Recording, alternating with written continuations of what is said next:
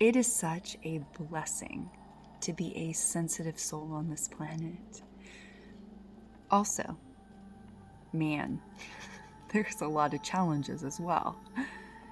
And I imagine that most people who consider themselves sensitive souls would agree how challenging being in a body and being present here in this world can be and can feel. There are so many things that we've inherited from our families that seem like they're left to us to look at, to figure out. Dissonances. There are ways that we feel like we're the ones that need to. We need to save the family or save others, right?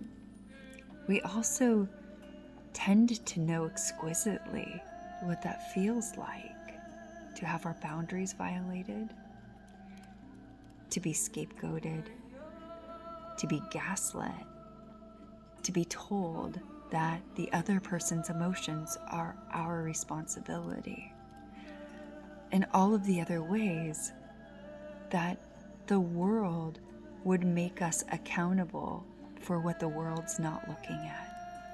And to be able to see the pain and the suffering created by not being responsible, especially as a sensitive one who wants to be responsible. Why? To take on those sins of the world. That can be such a challenge, right? There are so many underlying wounds to a sensitive soul that the sensitive soul will end up walking through almost like an initiation to gain a greater perspective of who one is. And if that soul is not anchored, if that human is not anchored in the divine and in divine love, those lessons are so much more challenging. There's no human love as a replacement that could ever touch that divine love, that perfect love. And the thing is, anytime we're in relationship in divine love, that love is so perfect, it is going to bring up the shadow. Why? Because love is purifying. Love loves you so much that it wants you also to have more love, to feel more. So what it does is it naturally takes all of those shadows that are residing inside and shines the light of love in them, saying, come out, come out. Let's be seen, let me hold you, right?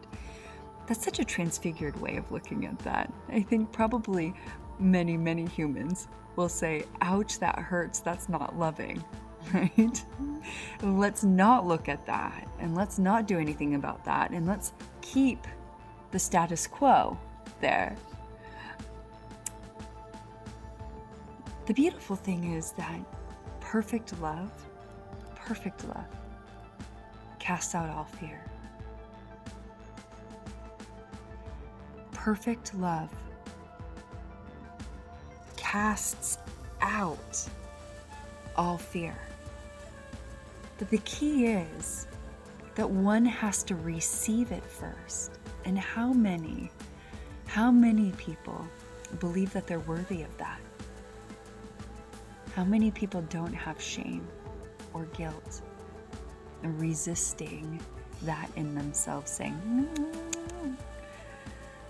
I'm not worth that. I didn't get that 100%, the critic, right? I can't be loved because I stepped on your toe and now you're upset and you're holding me accountable. Can't receive that love, can't receive that for myself. There's so many ways that love is in action. Asking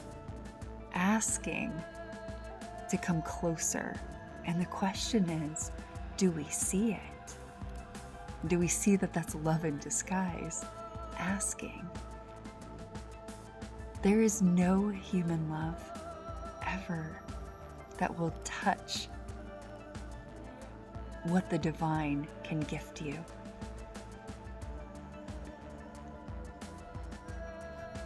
And that knock on your heart door to say open, your worth, that open up, is only you, your thoughts, your attachment to the pain, the story, the pride of believing your own lack of worth to receive what is given to you freely.